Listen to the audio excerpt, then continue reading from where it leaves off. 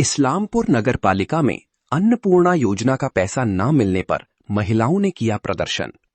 नगर पालिका इलाके की कई महिलाओं ने अन्नपूर्णा योजना का पैसा न मिलने पर नगर पालिका के सामने प्रदर्शन किया। उन्होंने आरोप लगाया कि इसी योजना के तहत कुछ महिलाओं के अकाउंट में पैसा जमा हो गया है, लेकिन कई महिलाओं के अकाउंट में अभी तक पैसा जमा नहीं हुआ है। प्रदर्शनकारियों का कहना है कि उन्हें अन्नपूर्णा योजना का पैसा नहीं मिला है। उनकी मांग है कि उन्हें अन्नपूर्णा योजना का पैसा तुरंत दिया जाए। उनका आरोप है कि उन्होंने डॉक्यूमेंट जमा किए हैं और कई बार नगर पालिका के चक्कर भी लगाए हैं, लेकिन उनके अकाउंट में पैसा जमा नहीं हुआ है। इस बीच बीजेपी नेतृत्वों का आरोप है कि जिन महिलाओं को पैसा नहीं मिला है, उन्हें नगर पालिका में जांच के नाम पर परेशान किया जा रहा है। नगर पालिका चेयरमैन कन्हैया लाल अग्रवाल ने महिलाओं को भरोसा दिलाया कि सरकार के निर्देशों के मुताबिक नगर पालिका कार्रवाई करेगी। उन्होंने कहा कि कई महिलाओं के अकाउंट में अभी तक पैसा जमा नहीं हुआ है और इसीलिए वे नगर पालिका आई हैं। महिलाओं ने अन्नपूर्णा योजना से पैसे मिलने में उत्पन्न हुई इस समस्या का जल्द समाधान करने की मांग की है। अन्नपूर्णा ভান্ডার কেন ঢোকেনি? সবাই বলছে ঢুকে যাবে কবে ঢুকবে? 3 মাস থেকে এখন দৌড়াদৌড়ি করছি, এখনো টাকা ঢোকেনি। বলছে এটা দিতে হবে ওটা দিতে হবে, সব জমা দিয়ে দিছি, এখনো টাকা ঢোকেনি। এক গ্রুপ হয়ে গেছে তাও ঢোকেনি। আর আমার গ্রামের সবার ঢুকে গেছে, যার 3টা 4টা বাড়িতে চাকরি আছে, গাড়ি আছে, ঘর আছে, সব টাকা ঢুকে গেছে। আমার কিছু নাই, তার টাকা ঢোকেনি। আমার কাঁচা ঘর আছে, আমি কেন টাকা পাইনি? দিলে সবাইকে দিতে হবে, না দিলে কিছু। अन्नपूर्णा ভান্ডারের যে সিস্টেম রয়েছে, মানে আইনি প্রসেস রয়েছে, যে টাকা যেভাবে আপনারা পাওয়ার কথা, সেই সবকিছু কাগজপত্র ফিলআপ করে জমা দিয়েছেন? সব দিয়েছি, সব দিয়েছি, তারপরে ঢোকেনি। চেয়ারম্যান কি দিবে? চেয়ারম্যানের সাথে কেন? চেয়ারম্যান বলছে টাকা ঢুকে। সামনে 10 তারিখে আসলাম, সামনে 10 তারিখে বলছে কি এখানে 10 তারিখের পর 20 তারিখের পর টাকা ঢুকে যাবে। 20 তারিখের পর টাকা ঢুকেনি। এখন 1 মাস হয়ে গেল, আবার 21 তারিখ চলে আসলো, তারপরে টাকা ঢুকেনি। আমি এসেছি হলো আজকে 3 মাস থেকে আমার কোনো টাকা ঢোকেনি। বাড়িতে গিয়েছিল, কিন্তু ভেরিফিকেশন করে আমার লিস্টে নাম এসে পড়ো আমি এখনো পাইনি। আচ্ছা, এই যেটা আপনারা পৌরসভা চেয়ারম্যানকে ঘিরে ধরে বিক্ষোভ করছেন, এভাবে কি টাকা আপনাদের আসবে না সরকারি প্রতিনিধি আপনারা যাবেন? এখন দেখি, ওনাকে বলেছি উনি এখন কি প্রতিশ্রুতি দিয়েছে, এখন কি করে। কি মনে হচ্ছে কেন পাননি আপনারা अन्नपूर्णा ভান্ডার? এখন কেন পাচ্ছি মানে সেটাই তো, লিস্টে নাম থাকার পরে যে পাচ্ছি না কিসের জন্য? আপনাদের বাড়িতে গেছিল? হ্যাঁ, আমি নিজে সিগনেচার করেছি। তারপরেও আপনারা ঢোকেনি? না। আজকে তো চেয়ারম্যানের সঙ্গে দেখা করলেন, কি বললেন উনি? উনি বলছে যে ফির হবে, আপনি ক্লেম করেন তারপর হবে। বিগত 3 মাস ধরে এই अन्नपूर्णा ভান্ডার নিয়ে পৌরসভাতে একটা নাটক চলছে। বারবার দেখা যাচ্ছে বিভিন্ন কাজ নিয়ে ইনকোয়ারির নামে সাধারণ মানুষের ভোগান্তি করানো হচ্ছে। আজকে দেখা যাচ্ছে যে প্রত্যেকটা বাড়ি পৌরসভার থেকে যদি ইনকোয়ারি করা হয়ে থাকে अन्नपूर्णा ভান্ডার নিয়ে, তাহলে যাদের ইনকোয়ারি করা হয়েছে তাদের অলরেডি সাবমিট দেখানো হচ্ছে, তারা টাকা পাচ্ছে না।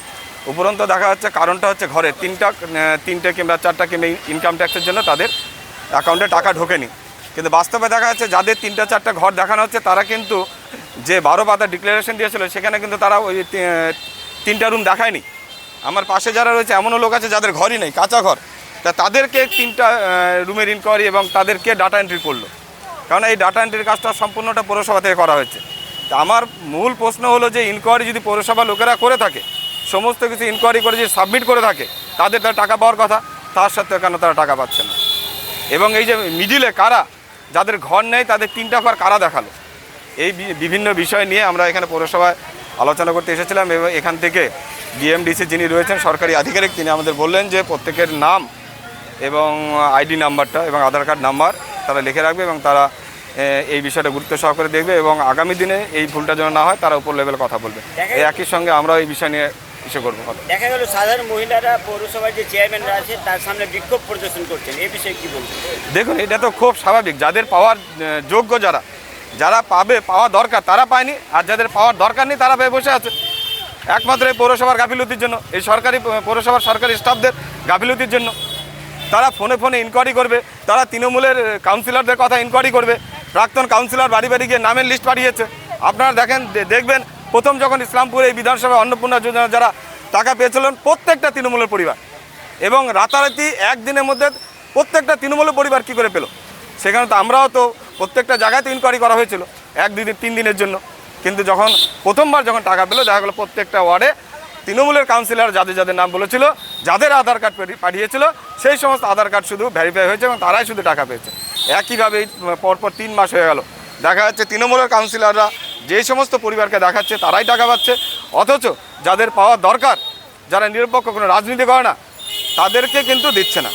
একমাত্র তৃণমূলের ক্যাডার, তৃণমূলের পরিবারদেরই তারা শুধু নামগুলো দেখায়, সেই পরিবারের নামগুলো দেখাচ্ছে। কি মনে করছেন পৌরসভার গাফিলতি রয়েছে? একদম একদম। আমরা যার জন্য এই যে এই অন্নপূর্ণা যোজনায় যে সমস্ত ক্যাজুয়াল স্টাফদের রাখা হয়েছে তাদের নামের তালিকায় আমরা চেয়ে পাঠালাম, সেই নামের তালিকা নিয়ে আমরা থানায় এফআইআর করব। অন্নপূর্ণা ভাণ্ডার নিয়ে ওনাদের বক্তব্য ছিল যে আমরা অন্নপূর্ণা ভাণ্ডারের টাকা পাইনি।